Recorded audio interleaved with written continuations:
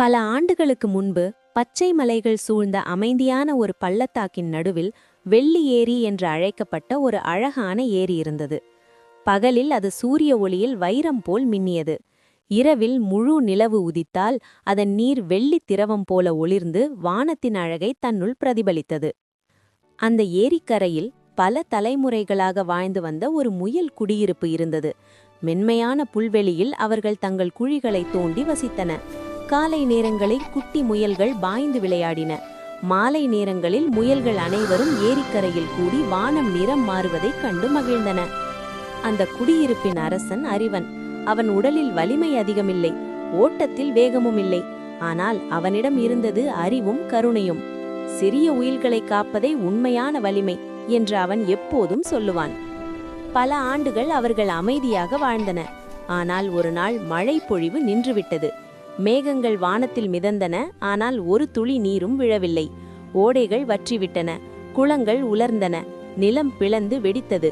பல விலங்குகள் தண்ணீர் தேடி அலைந்து திரிந்தன. ஒரு பிற்பகல் திடீரென நிலம் அதிர்ந்தது. தடம் தடம் தடம். தூரத்திலிருந்து பெரிய யானை கூட்டம் வந்தது. அவற்றின் அரசன் கஜேந்திரன்.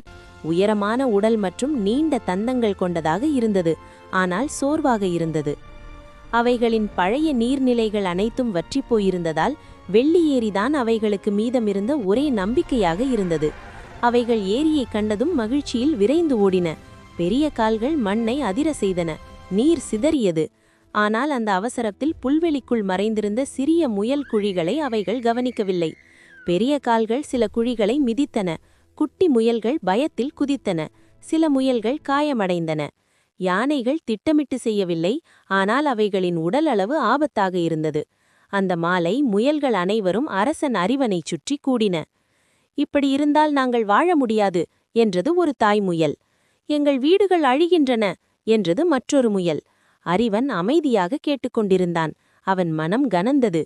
யானைகள் தண்ணீர் தேடி வந்தது அவனுக்கு தெரியும், ஆனால் தனது மக்களை காப்பது அவன் கடமை. அந்த இரவு முழு நிலவு வானத்தில் உதித்தது. அதன் ஒளி ஏரியில் அழகாக பிரதிபலித்தது. அந்த காட்சியை பார்த்தபோது அறிவனின் மனதில் ஒரு யோசனை மின்னியது.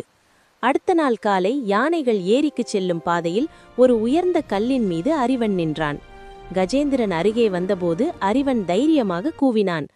மகத்தான யானை அரசே, ஒரு நிமிடம் கேளுங்கள். யானைகள் ஆச்சரியப்பட்டன. இவ்வளவு சிறிய உயிர் இப்படி சொல்வது அபூர்வம். கஜேந்திரன் தன் தலையை குனிந்து கேட்டான். சொல் சிறியவனே.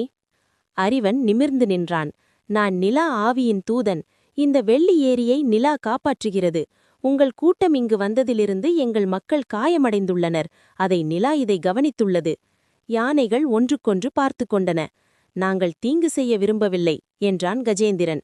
எங்கள் குட்டிகள் தாகமாக உள்ளனர் என்றார்கள். அதை நான் புரிந்து கொள்கிறேன். ஆனால் நிலா கோபமடைந்தால் இந்த ஏரியும் வற்றிவிடலாம். இது உண்மை என்று எங்களுக்கு எப்படி தெரியும் என்று கேட்டான் கஜேந்திரன். இன்று இரவு வாருங்கள். முழு நிலவு எழும்பும்போது நீங்கள் தானாக பார்ப்பீர்கள் என்றான் அறிவன். அந்த இரவு நிலா முழுமையாக வானத்தில் மின்னியது. அறிவன் கஜேந்திரனை மட்டும் ஏரிக்கரைக்கு அழைத்துச் சென்றான். நீரை நோக்கி பாருங்கள் என்றான் அவன் மெதுவாக. கஜேந்திரன் நீரில் பார்த்தான். நிலாவின் முழு உருவம் தெளிவாக பிரதிபலித்தது. அப்போது மென்மையான காற்று வீசியது. நீர் அசைந்தது. பிரதிபலிப்பு அதிர்ந்து குலுங்கியது. பாருங்கள் என்றான் அறிவன் மெதுவாக. நிலா கோபத்தில் நடுங்குகிறது. கஜேந்திரன் பயத்தில் ஒரு படி பின்வாங்கினான். அவன் வானத்தையும் நீரையும் மாறி மாறி பார்த்தான். நாங்கள் வானத்தின் கோபத்தை வரவேற்க மாட்டோம் என்றான் கவலையுடன். அவன் தன் தும்பிக்கையை மரியாதையுடன் குனிந்து, நிலா ஆவியே, எங்களை மன்னியுங்கள், நாங்கள் இங்கிருந்து சென்று விடுவோம் என்றான். அடுத்த நாள் காலை கஜேந்திரன் தனது கூட்டத்தை கூப்பிட்டான். நாம் வடக்கு மலைகளுக்கு அப்பால் இருக்கும் பெரிய ஏரியை தேடிச் செல்கிறோம். இங்கு சிறிய உயிர்களுக்கு தீங்கு விளைவிக்கக் கூடாது என்றான். யானைகள் தங்கள் குட்டிகளை நடுவில் வைத்து பாதுகாப்பாக சுற்றி நடந்து சென்றன. அதை முயல்கள் அமைதியாக பார்த்து கொண்டிருந்தன. கடைசி யானையும் மலைக்கு பின்னால் மறைந்ததும் முயல்கள் நிம்மதியாக பெருமூச்சு விட்டன. சிலர் மகிழ்ச்சியில் குதித்தன. சிலர் சேதமான குழிகளை சரி செய்யத் தொடங்கின. அந்த இரவு நிலா மீண்டும் ஏரியில் மின்னியது. அறிவன் அனைவரையும் நோக்கி, அளவு பெரியதாக இருப்பது வலிமையல்ல, அறிவும் கருணையும் சேர்ந்தால்தான் உண்மையான வலிமை என்றான். காலம் கடந்தது. வெள்ளி ஏரி மீண்டும் அமைதியுடன் நிரம்பியது.